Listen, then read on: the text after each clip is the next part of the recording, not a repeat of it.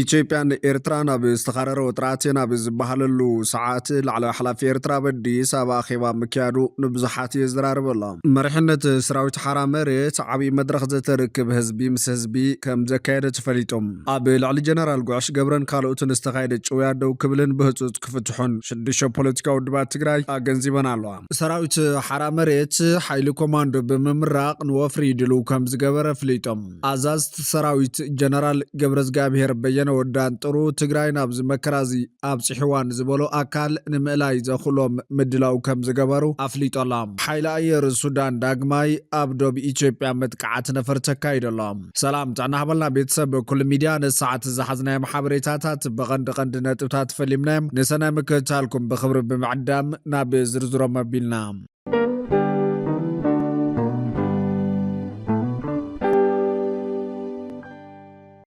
ኣብ ክልላት ኣምሓራን ትግራይን ካብ ሕጊ ወፃኢ ዝወሃብ ፍቓድ ማዕድን ፌደራል መንግስቲ ኣብ ስጋኣት የእትይዎ ከም ዘሎ ተገሊጹ። ሓደ ትካል ተጠባቂ ሰብኣዊ መሰላት ትካል ሓባስ ንብዓት ህዝቢ ኢትዮጵያ ኣብ ክልላት ኣምሓራን ትግራይን ካብ ደረት ስልጣን ፌደራል መንግስቲ ወፃኢ ፍቓድ ማዕድን ናይ ምሃብ ናይ ምሕዳስን ናይ ምኽልካልን ተግባራት ይፈጸሙ ከም ዘለዎ ኣፍሊጦም። እቲ ትካል ኣብ ዘካየዶ ናይ ቁፅጥር ስራሕቶም ክልላት ምስቲ ናይ ፌደራል ኣዋጅ ዝጋጠሙ ናይ ባዕሎም ደንብታትን መምርሕታትን ብምውፃእ ናብ ስራሕ ከም ዝኣተዉ ረጋጊጾሎም። እዚ ሕጋዊ ኣሰራርሓ እዚ ብፍላይ ኣብቲ ናይ ሓፂነ መፂን መደብ ብስፍሓት ይርአ ከም ዘሎ እቲ ትካል ኣፍሊጦሎም። እዚ ስጉምቲ እዚ ኣብቲ መደብ ዘይተደለየ ናይ ምሽማይ ስልጣን ይፍጠር ከም ዘሎ ናብ መንጎ ፌደራልን ክልላትን ዘሎ ምስሓብ ድማ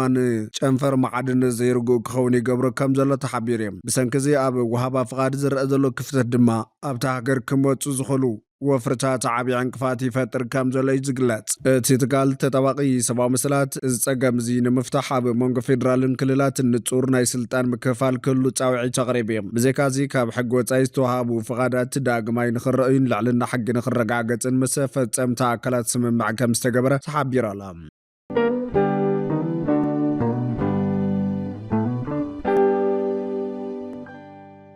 መሪሕነት ሰራዊት ሓራ መሬት ዓብዪ መድረኽ ዘተርክብ ህዝቢ ምስ ህዝቢ ከም ዘካየደ ተፈሊጦም ኣብቲ ትማል ዕለት 14 ጥሪ 2018 ዓ.ም ዝነበረ ርክብ ህዝብን መንግስትን ክልል ዓፋር ዞን 2 ካብ ወረዳታት ዓዶ ኮባ ኮነባ በራሓለ ሻጉብን ዝተውጫፁ ልዕሊ 180 ዓበይቲ ዓዲ መናእሰይ ደቂ ኣንስትዮን ኣብ ዝተረኸብሉ ምስ ሓይሊ ሰላምን ምስ ነበር ኣመራርሓ ግዝያዊ ምምሕዳር ዞባታት ምብራቕ መቐለን ደቡብ ምብራቕን ደቡብን ካብ ዞባ ሰሜናዊ ምዕራብ ዝመፁ ካብ ዓበይቲ ዓዲ ዝተወከሉ ኣብ ዝተረኸ ኣብ ከተማ በራሓለ ተኻይደሎ ይብል እቲ ካብቲ ቦታ ዝተረኸበ ሓበሬታ። ኣብዚ መድረኽ ተረኺቦም መደረ ዘስምዖ ነበር ምክትል ኣመሓዳርን ሓላፊ ምልዓል ውዳበን ዞባ ምብራቕ ትግራይ ተገዳላይ ቀሺ በሪሁ ሓዱሽ ምሕዝነት ክልቲኡ ህዝብታት ብታሪክ ብባህሊ ሓደ ህዝቢ ዝነበረ ንህዝብታት ወፃዓን ጭቆናን ብሓደ ሰሚሩ ዝተቓለሰ ህዝቢ እናሃለወ ሰላም እዚ ክልተ ሓው ህዝቢ ዘይደሊ ህወሓት ነቲ ንቡር ሕውነት ህዝብታት ትግራይን ዓፋርን ብኩናት ቀይሩ ደም ክንቃባእ ጌርና ዝብል ክሲ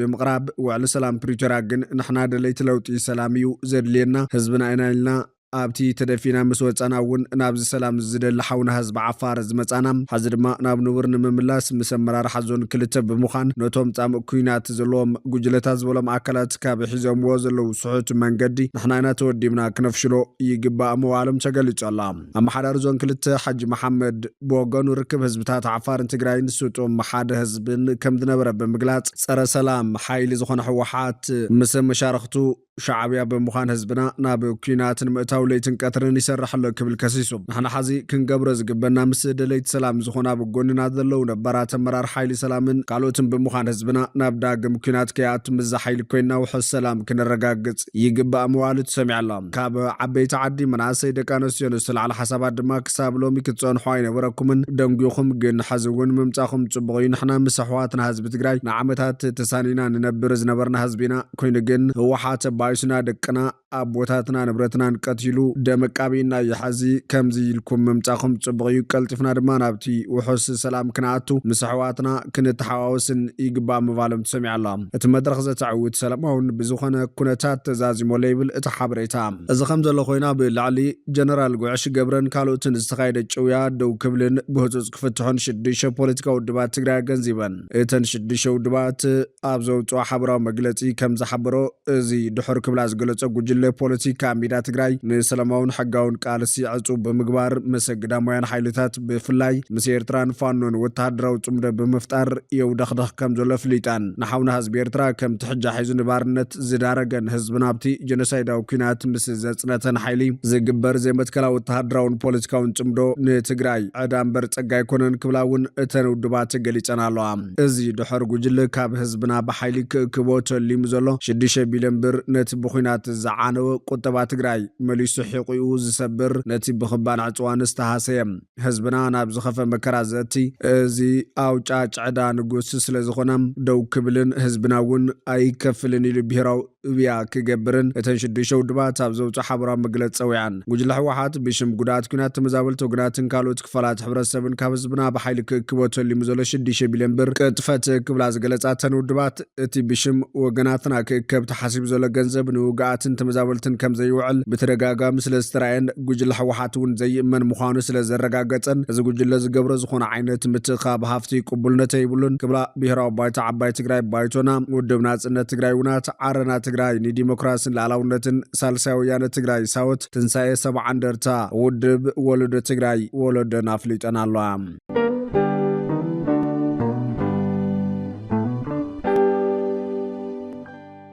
ሰራዊት ሓራ መሬት ሓይሊ ኮማንዶ ብምምራቅ ንወፍሪ ድልው ከም ዝገበረ ፍሊጦም ኣዛዝት ሰራዊት ጀነራል ገብረዝጋብሔር በየነ ወዳን ጥሩ ትግራይ ናብ ዝመከራ እዚ ኣብጽሕዋ ንዝበለ ኣካል ንምእላይ ዘኽሎም ምድላው ከም ዝገበሩ ኣፍሊጦላ ብርጋዴር ጀነራል ገብረዝጋብሔር በየነ ወዳን ጥሩ ምረቃ ኮማንዶታት ግንባር ክልተ ተመልኪቱ ኣብ ዘሕለፎ መልእኽቲ ዝወሰድኩም ስልጠና ወሳኒ ስልጠና እዩ በዚ ስልጠና ዝፈጠርኩም ዓቕሚ እውን ወሳናይ ናይ ኮማንዶ ዓቕሚ እዩ እዚ ዓቕሚ ብዲስፕሊን እናተመራሕና ነታ ዝሓዝናያ ዓምዲ ዕላማና ዝኾነት ህዝቢ ባዕልዋና ፖለቲካዊ ስልጣንን ሃፍቲ ዓዲ ንምግባር ዘኽለና ስርዓታዊ ለውጢ ንምምጻእ ዝወሃበና ተልእኾ ክንፍጽም ዘኽለና እዩ ኣብ ኩሉ ግንባራትና ብስልጠና ዝተፈጠሩ ዓቕምታት ናብ ተግባር ንምውዓል ኣብ ዝተቓረብናሉ ግዜ ከም ዘለና ተረዲእኹም ዝግባእ ስነ ልቦናዊ ድልውነት እውን ክህልወኩም ኣለዎ ኢሎም ኣብ መዋዕል ታሪክና ተጋሩ ካብ ደገ ዝመጽእ ዝኾነ ይኹን ተጻዋሒ ሓድነታዊ ዓቕምታትና ተጠቒምና እናመከትና ክሳብ ሕዚ ህላወናን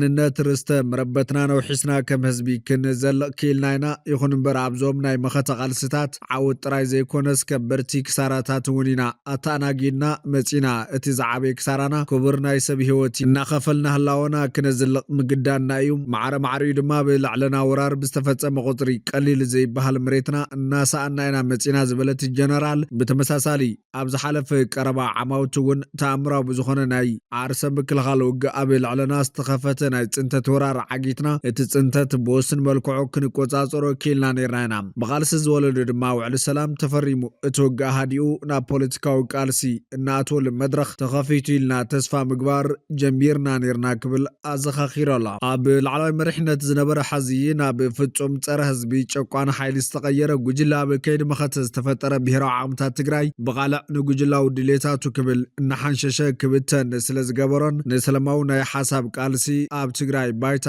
ከይህሉ ብምግባሩ እዚ ቃልስና ክጅመር ምኽንያት ኮይኑ ጠንካራ ህዝባዊ ተልእኾ ዝተሰከመ ሰራዊት ሰላም ክህነፅ ክኢለሎ ድሕሪ ምባል ከዓ እዚ ምረቓ ሰራዊት ትግራይ ሓይሊ ሰላም ቅድሚ ሓደ ዓመት ላዕሊ ኮሪሉ ንዓርሱ ዝሰየመ ኣካል ዓቕሚ ትግራይ ዝበተነ ዘካየዶ ዘይሕጋዊ መድረኽን ዘሕለፈ ውሳነን እናዘከርና ኢና ነካይዶ ዘለና ቅድሚ ሓደ ዓመት በዛዕለት ሰራዊት ካብ ተልእኾ ውፅኦም ናብ ተራ ኣራይ ማህተም ከእትዎ ተለው ናይ ሓደ ፖለቲካዊ ውዳበ መሳርሒ ክኸውን የብሉን ኢልና ላዕለዎት ኣዘዝቲ ሰራዊት ነዚ ዘይሕጋዊ መድረኽ ዘይሕጋውነቱ ገሊፅና ተቋይምና ዝወፀናሉ ዕለት እዩ ብምባል ሓቢሮላ ኣስዒቡ ድማ ብፅባሓይቱ ጥሪ 15 ብላዕለቲ ተኣምር ዝሰርሐ TDF ብሄራዊ ክሕደት ዝተፈጸመሉ ህዝቢ ንውስን ጨቋና ሓይልን ንሻዕብያ ንሕሊፍካ ንምሃብ መሰረት ዝኸውን ውሳነ ዝተወሰነሉ ዕለት እዩ ዝበለ ጀነራል ገብረዝጋብሔር በየነ ወዳን ጥሩም ኣብዚ ሶምን ቅድሚ ሓደ ዓመት እዩ ኣብ ላዕሊ ህዝብናን ሰራዊትናን ሓይልታት ምክልኻል ትግራይ TDF ንቁልዕ ብሄራዊ ክሕደት ዝተፈጸመ በዚ ምኽንያት ድማ ሰራዊትና ክመቃቐል ተገዲዱ ብደቅና ተጋደልቲ TDF ዝቃልሲ ሓርነት ስርዓታዊ ለውጢ ተመስሪቱ ሓይሊ ሰላም ትግራይ ክህነፅ ዝኻለ ኢሎሎ ሓዚ ኣብ ዝለዓለ ናይ ሓይሊ ሰብ ንዋታውን ስነ ልቦናውን ጥንካረ ናይ ዕላማ ንፅረትን ናይ ወዳድባ ጥንካረን ወኒና እቲ ኣብ ከቢድ ሻዕብያዊ ጭቆና ወዲቑ ዘሎ ህዝብናን ሰራዊትናን TDF ንሓራ ክነውፆ ኣብ ንኽእለሉ ቁመና ንርከብ ዝበለ ተኣዛዝ ሰራዊት ናይ ዝምረያ ድማ ዝወሰድኩሞ ስልጠናን ዘሎ ዘለኩም ኩለምዳው ድልውነት ከም ዝኾነ ምግላጽ ኣገዳሲ እዩ ስልጠና ምውሳድን ምምራቕን ግና እኹል ከም ዘይኮነ ኩልና ንርድኦ ሓቂ ምዃኑ ግልጽ እዩ እዚ ድልውነትና ዓላማና ንምዕዋትን ተልእኾና ንምፍጻምን ዘድልየና ዓቕሚ ምውናን ዘረጋግጽ ጥራይ ዝኸውን ኢሉ ኣሎ እዚ ናይ መወዳእታ ንገብሮ ዘለና ኩለመዳዊ ድልውነት ኣጋጢምና ዘሎ ብሄራዊ ምብትታን ብምዕጋት ፖለቲካዊ ስልጣንን ብሄራዊ ሃፍትናን ኣብ ኢድ እቲ በዓል ዋና ዝኾነ ህዝብና ብስርዓታዊ መንገዲ ካኣቱ ዝገብር ስርዓታዊ ለውጢ ንምምጻእ ዘኸለናይ ብምባል ከዓ ሓዚ ኣብ ትግራይ መንግስቲ የለን እቲ ብኽባር መስዋዕቲ ደቅና ዝተሃነፀ ጽንተት ዝዓገተ ሰራዊት ትግራይ ድማ ብመራሕቲ ተኻሒደሎ እቶም ዝኸሓድዎ መራሕቲ በይኖም ክሒዶም ከየብቁዕ ነዝና ሕዚ ወለዶ ተጋዳላይ እውን ንሓደ ጨቋነ ሓይሊ ባርያ ክገብርዎ ፀረ ህዝቡ ከሰልፍዎ ሻዕብያዊ ስነ ልቦና ክሃንፅሉ ኣብ ዘይቋርፅ ፃዕሪ ይርከቡ ይኹን እምበር ተጋዳላይ TDF ክሳብ ሕዚ ነዞም ብሄራዊ ከሓድቲ ባርያ ክኾነሎም ኣይከኣለን ውስናት ብዝፈፀምዎ ገፍዕ ግና ሽሙ ኸጠፍእ ገይርዎ ለክብል ሓቢር እዮም ንሕና ትማሊ ጥራይ ዘይኮነ ሕዚ እውን ብጮትና ከም ዝኾነ ዕላማና እውን ዕላሞም ከም ዝኾነ ንኣምን ኢና ምክንያቱ ዕላማና ተፀዋዕነቱን ኣብ ብሄራዊ ባይቶ ትግራይን መንግስቲ ትግራይን ዝኾነ ዋንነቱ ናይ ህዝቢ ተልእኮኡ ድማ ካብ ህዝቢ ተወከልቲ ብሄራዊ ባይቶ እናተቐበለ ብመንግስቲ እናተመርሐ ዝፍጸም ህዝቢ ዝሕሉ ወሓስ ህላው ህዝብን ብሄራዊ ረብሓታት ህዝቡን ዝኾነ ሰራዊት ክልወና ስለ ዝኾነ እዚ ዘይደሊ ተጋዳላይ TDF ድማ ስለ ዘይደልን ኢና ሓደ ኢና ንብል ዘለና ዝበለ ጀነራል ገብረዝጋብሔር በየነ ወዳን ጥሮም ፖለቲካዊ ስልጣንን ሃፍቲ ዓድን ዋንነቱ ናይ ህዝቢ እዩ ንሕና ክንረጋግጾ እንደልዮ ዘለና ስርዓታዊ ለውጢ ወሳናይ ዓምዲ ህዝቢ በዓልናይ ፖለቲካዊ ስልጣንን ሃፍቲ ዓዱን ክውንን ምግባር እዩ ሰራዊትና ድማ ናይዚ ዋንነት ፖለቲካዊ ስልጣን ዘለዎ ህዝብና ድልየቱን ረብሓታቱን ጥራይ ዝፍጽምን ዝሕሉን ኮይኑ ክህነጽ ምግባር ክብል መላኸይቶላ ደቅና ብጾትና ተጋደልቲ ሓይሊ ሰላም ትግራይ ሕዚ ነካይዶ ዘለና ምርቃት ተጸዋዕነቱ ናብ ናይ ህዝቢ ተወካልን መንግስትን ዝኾነ ዋንኡ ድማ ህዝቢ ምዃኖም ብሕግን ብመስርሕን ዘረጋገጸ ብሄራዊ ረብሓን መሬት ዓዱን ዝሕሉ ትካላውነት ዝወነነ ሰራዊት ንኽውነን እቲ ምብትታን ብመትከላውነትን ትካላውነትን ንኽነወግዶ ዘኽለና ዓቕሚ ንምህናጽ ካብ ንገብሮም ናይ ድልውነት ተግባራት ሓደ እዩ እቲ ዝወሰድኩምዎ ስልጠናን ምርቃኹምን እዚ ዕላማ ንምስኻዕ ወሳናይ ምዃኑ ክትርድኡ ኣለኩም ክብል ኣመላኺቶላ እቲ ጀነራል ናብ ሰራዊት ትግራይ ኣብ ዘሕለፈ መልእኽቲ ኣብ ትግራይ ስርዓታዊ ለውጢ ብምምጻእ ደጋጊምና ንገልጾም ዘለና ህዝባዊ ዕላማታትና ናይ ሓባር ቃልስና ዕላማታት እውን ብምዃኖም ንመወዳእታ ግዜ ምስ ንገብሮ ዘለና ምድላው ዝተገናዘበ ምድላው ክህልወካን ብዝተፈላለየ መንገዲ ዝፈጠርናዮም ምትእስሳራት ብስርዓታውን ጥበብ ዝተመልኦ መንገድን ተናቢብና ናይ ደገ ሓይልታት ኢድ ብዝዓገት ግጭት ብዘወግድ መንገዲ ነዚ ጨቋንን በታንን ተጻዒን እኳ ዘሎ ኣብ ልዕሊኻን ብጾትካን ብዛዕበየ ድማ ኣብ ልዕሊ ህዝብና ከቢድ ብሄራዊ ክሕደት ዝፈጸመ ሓይሊ ናይ ምልጋስ ተልእኾ ግቡኻ ክትዋጻእ ብሄራዊ ታሪኻውን ወለዳውን ጻውዒትና ነቕርበልካ ክብል ተላብየላ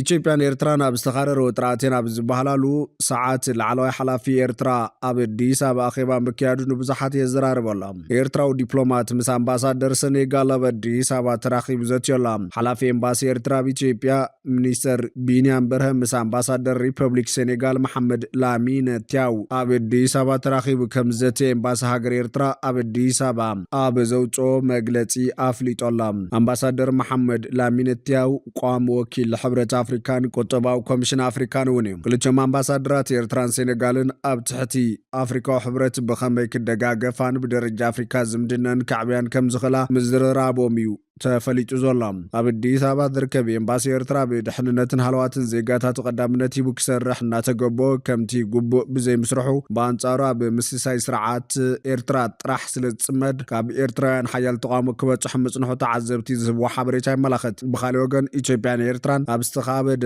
ናይ ቃላት ኩናት ኣቴናሉ ኣብ ዘለዋ ሰዓት እቲ ኣብ አዲስ ኣበባ ዝርከብ ኤምባሲ ኤርትራ ዘይምዕፃው ንብዙሓት የዘራርብ ኣሎ ብ14 ጥሪ ዝወፀ መግለፂ ፌደራል ፖሊስ ኢትዮጵያ ከም ዘመላኽቶ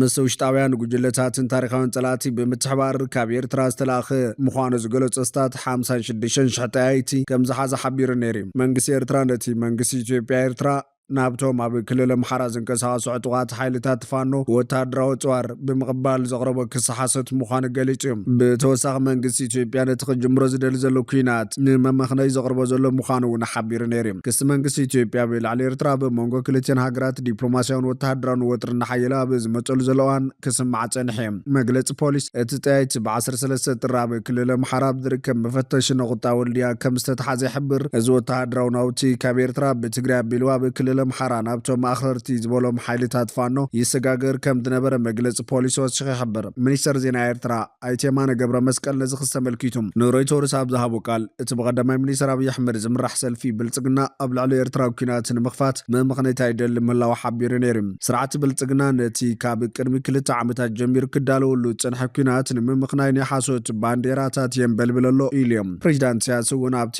ብ12 ጥሪ ምስ ማዕኸናት ዜና ኤርትራ ዘካየዶ ቃል መሕተት ሰልፊ ብልፅግና ኣብ ልዕሊ ህዝቢ ኢትዮጵያ ኩናት ይውጅ ከም ዘሎ ብምሕባር ኣብ ልዕሊ ኤርትራ ኩናት እንተኸፊቱ ግን ከመይ ከም እንከላኸሎ ንፈልጥ ኢና ኢሉ ነይሮም። ኣብ መንጎ ኢትዮጵያን ኤርትራን ዘሎ ወጥሪ ካብ ዘጓሃር ሓደ ቀንዲ ጉዳይ ቀዳማይ ሚኒስተር ኢትዮጵያ ኣብይ ኣሕመድ ዝርከቦም ዝተፈላለዩ ላዕለዎትን ማእኸሎትን ሰበስልጣን ኣዲስ ኣበባ ጉዳይ ዋንነት ኣፍ ደገ ባሕሪ ምስተፈላለዩ ትረኻን ምጉትን ከልዕልዎም ምጽንሖም እዩ። መግለጽታት ኢትዮጵያ ካብ ተጠቃምነት ናብ ዋንነት ካብ ሓሊፉን ወተሃደራዊ ህላዊ ክሳብ ምውሓስ ናብ ዝብል ከዓቢ ማዕረ ድማ ንኤርትራ ብምትእታውን ንዕጡቓት ተቋምቲ ብምድጋፍን ዝቐርብ ክስታት ብተደጋጋሚ ይስማዕ እዩ። ኣብ ዝሓለፈ ሕዳር ሚኒስተር ጉዳያት ወጻኢ ኢትዮጵያ ጊድዮን ጢሞቴዎስ ኣብቲ ሆርን ሪቪውን ዩኒቨርሲቲ ኣዲስ ኣበባን ብሓባር ዘዳለውዎ መድረኽ ኤርትራ ብቀርኒ ኣፍሪካ ዘይምርግጋእ ካብ ዘስዕብ ንጥፈታት ክትቁጠብ ክብል ንማሕበረሰብ ዓለም ሓቲቱ ምንባር ይዝከር እዩ።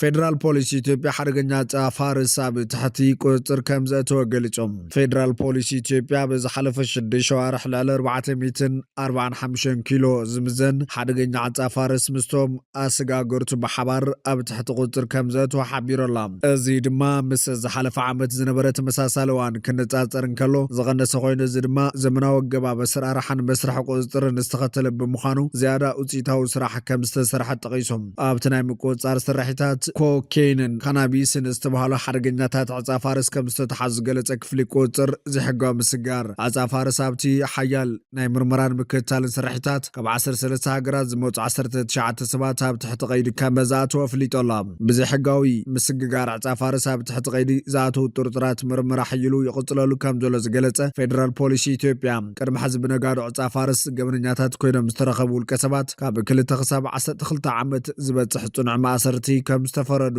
ኣዘኻኺሩ ኣሎ። ዘይሕጋዊ ምስግጋር ዓፃ ፋርስ ንምክልኻልን ንምቁፅፃርን ኣብ ልዕሊ ስጋገርቲ ዝውሰድ ሕጋዊ ሰጎምቲ ብቐፃሊ ክሕይል ምዃኑ ካብቲ ትካል ዝተረኸበ ሓበሬታ የመላኽት። ፌደራል ፖሊስ ኢትዮጵያ ዘይግነት እቶም ኣሲርዎም ዘለ 19 ሰባት ግን ኣይገለፀን ዘሎ።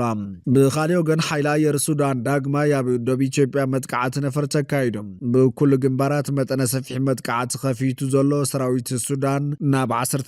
ጥሪ 2018 ዓ.ም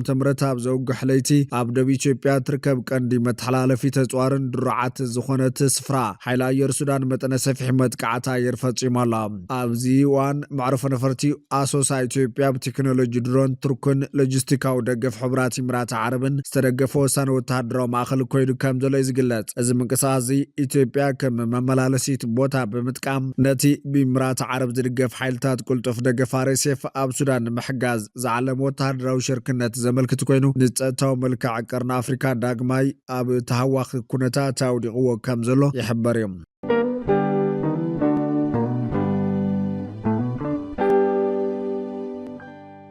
ኣሜሪካ ነቲ ካብ ውድብ ጥዕና ዓለም ክትለቅቕ ምዃና ቅድሚ 1 ዓመት ዝሃበቶ መጠንቀቕታ መሰረት ብምግባር ብወግዒ ኣባልነታ ስሒባ ትራምፕ ንኻልኣይ ግዜ ስልጣን ኣብ ዝሓዘሉ መዓልቲ ካብ ዝገበሮም ፕሬዚዳንታዊ ውሳነታት ሓደ ካብ ውድብ ጥዕና ዓለም ምስሓብ ነይሩ ግብራዊ ድማ ኮይኑ ኣሎ። በዚ መሰረት ድሕሪ እቲ ውሳነ ሰንደቕ ዓላማ ኣሜሪካ ኣብ ጀኔቫ ስዊዘርላንድ ካብ ዝርከብ ዋና ቤት ጽሕፈት ውድብ ጥዕና ዓለም ከም ዘውረደት ማዕኸን ዜና ሮይተርስ ኣቃሊሑ ኣሎ። ክፍልታት ጉዳያት ጥዕናን ወፃን ኣሜሪካ ዘውፅዎ ዘውፅዋ ሓበራዊ መግለፂ እቲ ሃገር ምስ ውድብ ጥዕና ዓለም ድሕሪ ሕዚ ዝህልዋ ዝምድና ዝተወሰነን መስርሕ ምውፃእ ንምዝዛም ኣብ ዘድሊ ጉዳያት ዘድህበ ጥራይ ምዃንን ኣነፂሩ ኣሎ። ሓደ ላዕለዋይ በዓል ስልጣን ጥዕና ዓለም ኣብቲ ትካል ከም ተዓዛቢ ክንሳተፍ ወይ ዳግማይ ክንፅምበር ዝኾነ መደብ የብልናን ኢሎም። ኣሜሪካ ብዓለማዊ ኣካል ቢላ ዘይኮነስ ብቐጥታ ምስ ሕቡራት ሃገራት ኣብ ምቁፅፃር ሕማማትን ካልኦት ቀዳምነታት ህዝባዊ ጥዕናን ክትሰርሕ መደብ ኣለዋ። እታ ሃገር ካብቲ ብትግራዋይ ዶክተር ቴድሮስ ኣድሓኖም ዝምራሕን ላዕሊ 190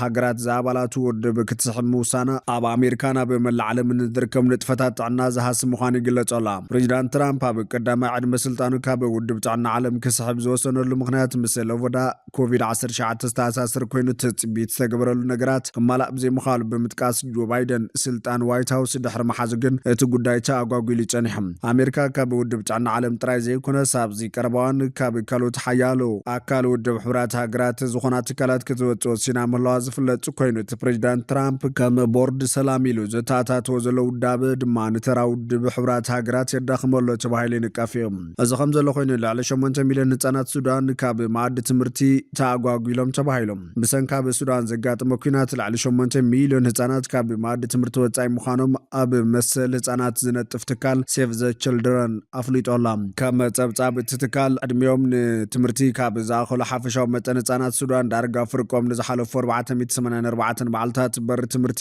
ኣይረገጹን። ብሰንኪ ኩናት ዝመፀ ምዕፃው ኣብያተ ትምህርቲ ሱዳን ኣብ እዋን ለበዳ ኮሮና ቫይረስ ካብ ዝነበረን ብዓለም ደረጃ ስራይን ዕፅዋ ኣብያተ ትምህርቲ ዝነውሐ ምዃኑ ተሓቢሩ ኣሎ። ኣብዚ ኣብያተ ትምህርቲ ሱዳን ተዓፅየን ኣንየን መፅለሊ ተመዛበልቲ ኮይነን እየን ዝበለ ሴቭ ዘ ችልድረን ኣብ ትሕቲ ቁፅር ሓይልታት ወሃበ ህፁፅ ሓገዝ ዝርከብ ዳርፉር ድማ ካብ 1,100 ኣብያተ ትምህርቲ እተን 300 ጥራሕ ኣብ ስራሕ ከም ዝርከብ ኣፍሊጦም። ሱዳን ኣብ መንጎ ሰራዊት ሱዳንን ሓይልታት ወሃበ ህፁፅ ደገፍ RSFን ብዝተፈጠረ ኩናት ንኣስታት 3 ዓመታት ኣብ ኩናትን ህውከትን ከም ዘላ ብሰንኩ ድማ 10,000 ሞት እንተናእሰ 11 ሚልዮን ዜጋታት ድማ ግዳይ ምዝባል ከም ዝኾኑ ኳታር ኒውስ ኤጀንሲ ጸብጺቦላ።